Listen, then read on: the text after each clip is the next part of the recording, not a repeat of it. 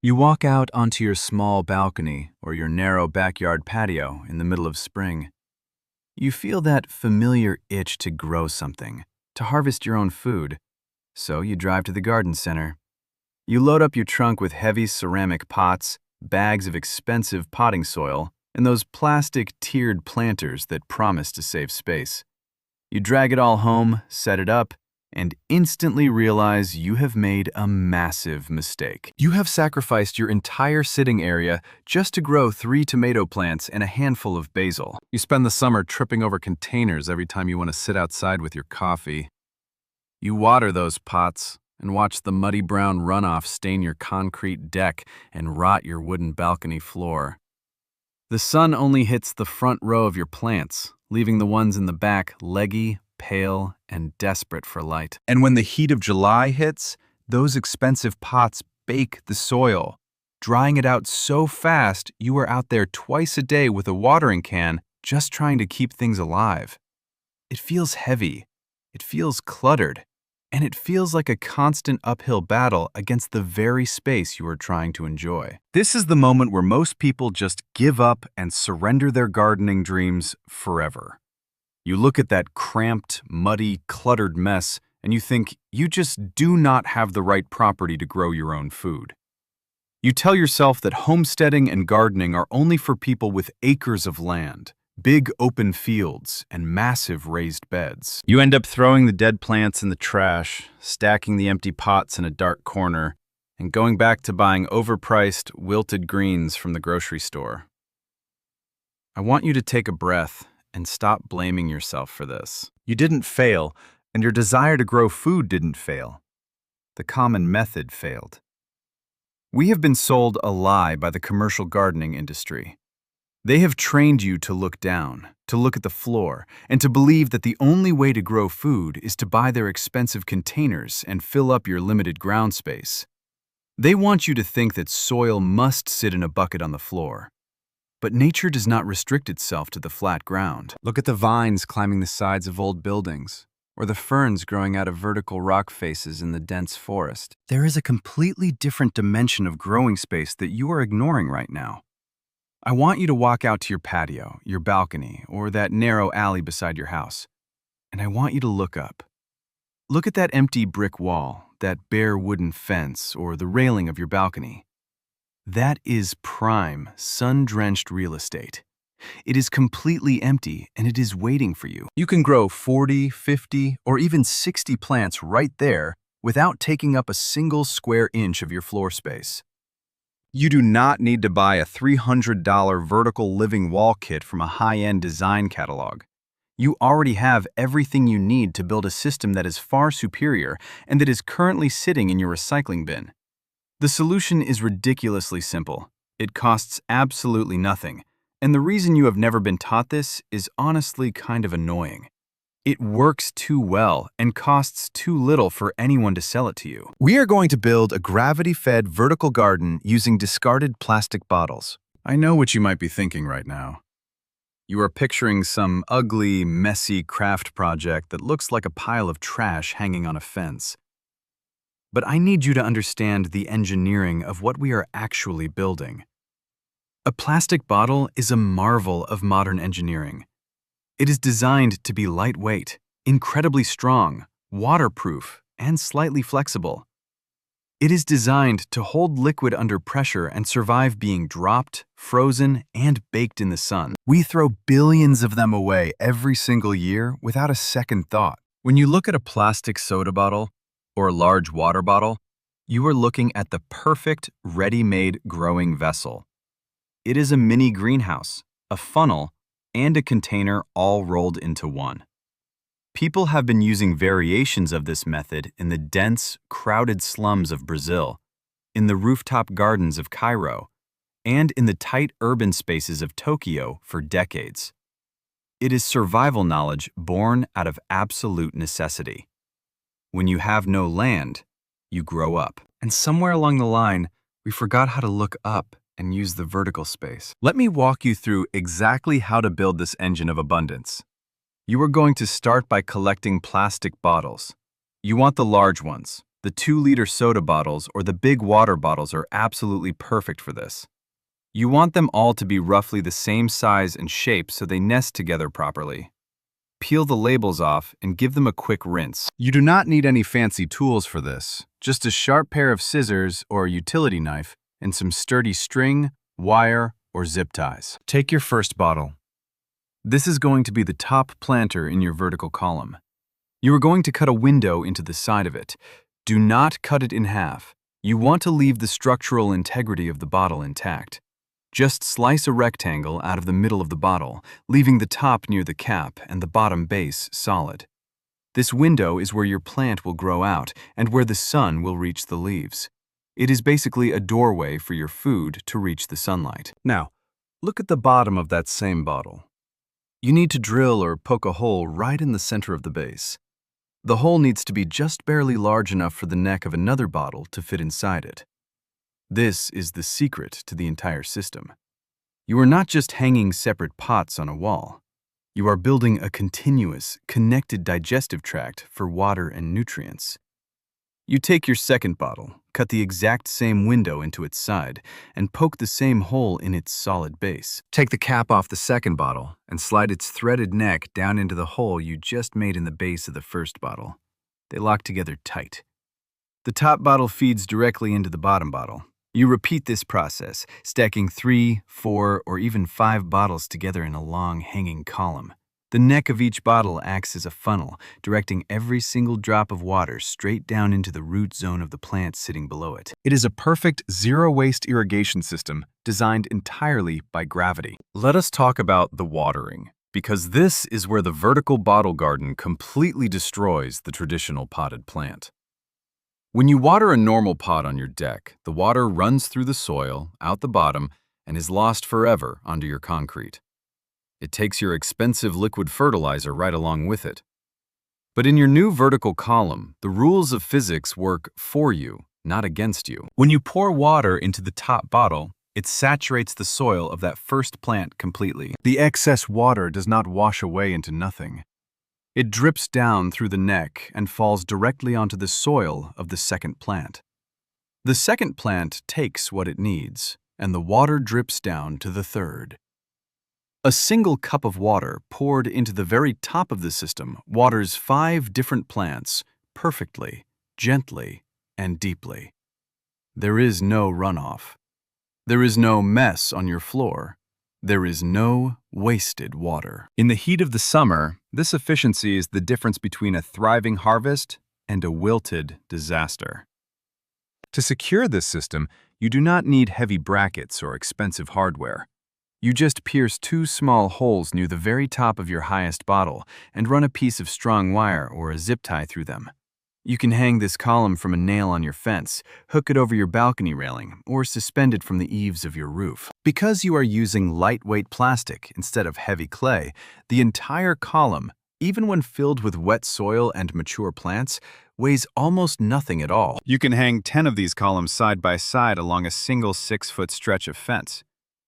Think about that math for a second. 10 columns, each holding 5 plants. That is 50 plants. 50 heads of lettuce, trailing strawberry vines, bushy basil, thyme, cilantro, and even small peppers. 50 plants growing in a vibrant, lush green waterfall, and they are taking up exactly 0 square feet of your walkable patio space.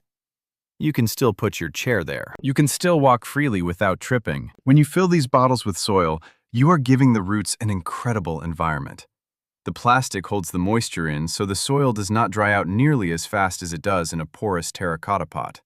The clear or green plastic allows the soil to warm up quickly in the morning sun, waking up the microbial life and encouraging aggressive, rapid root growth. Your plants will establish themselves faster and push out leaves sooner than anything planted in the cold, heavy ground of a traditional garden. And here is the beautiful part about maintaining this system. There are no weeds. None. Airborne weed seeds have nowhere to land because the surface area of the exposed soil is entirely protected by the plastic roof of the bottle sitting above it. You will never spend your Saturday morning on your hands and knees pulling grass out of your garden again. Your back will not ache. You harvest your food standing up, right at eye level. You just walk out with a pair of scissors and clip what you need for dinner. Let's dive a little deeper into how you prepare the soil for these specific containers. Because the space inside the bottle is compact, you cannot just shovel heavy, dead dirt from your yard into them. You need a mix that is light, fluffy, and rich in energy. You want a combination of standard potting soil mixed with a good amount of perlite or coconut coir to keep it airy. The roots need to breathe just as much as they need to drink. When you pack the soil in through the window you cut, do not crush it down tightly. You want to leave it loose.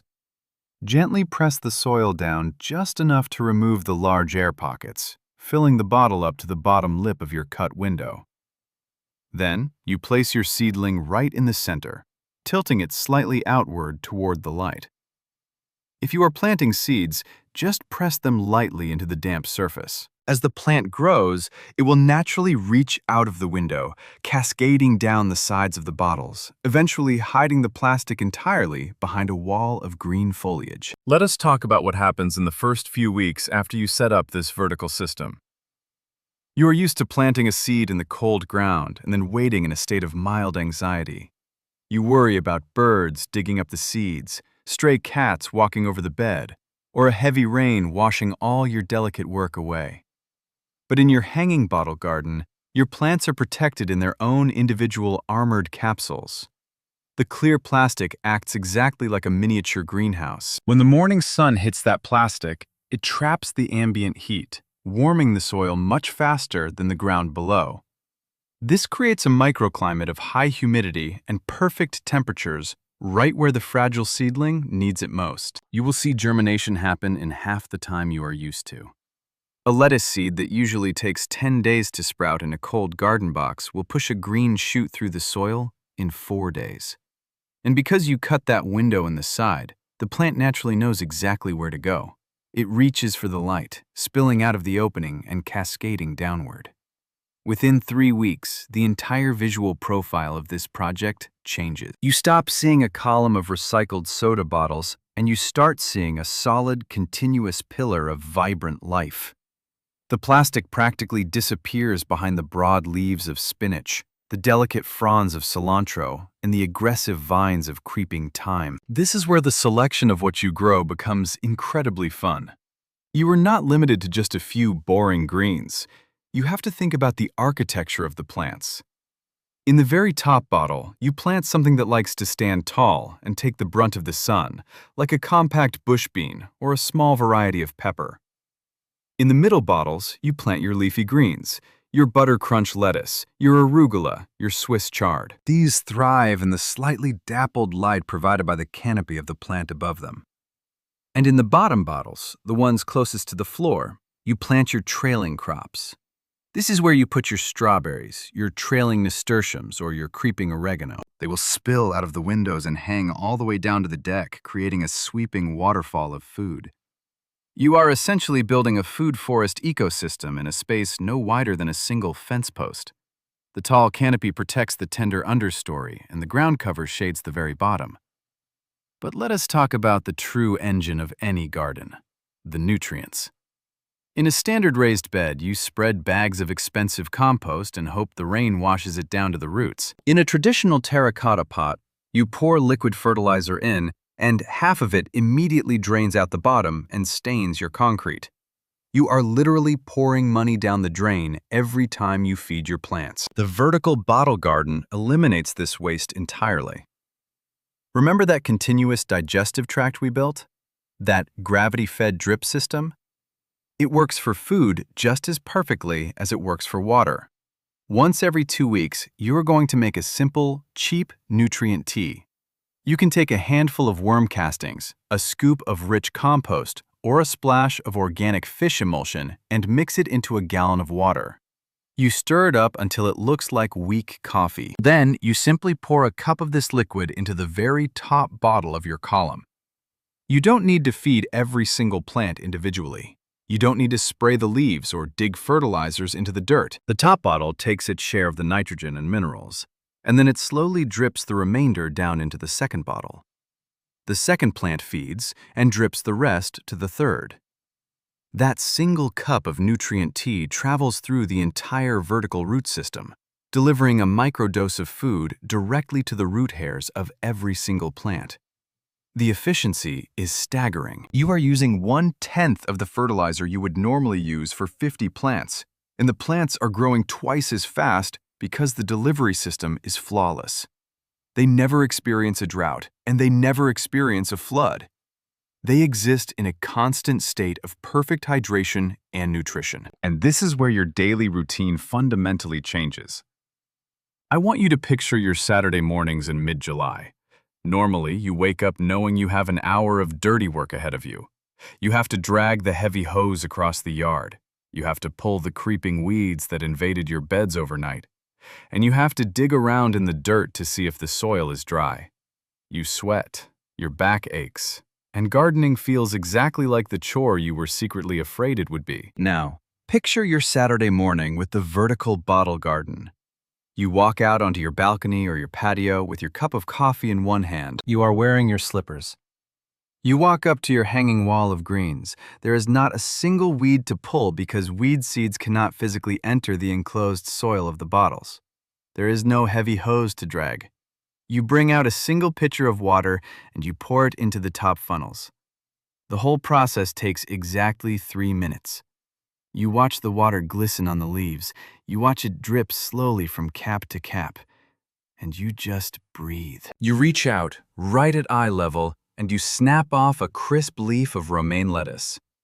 You pinch off a sprig of fresh basil and crush it between your fingers, smelling that sharp, peppery summer aroma. You haven't bent over once. You haven't gotten mud under your fingernails. You have simply harvested. This is the freedom that they do not want you to realize is possible.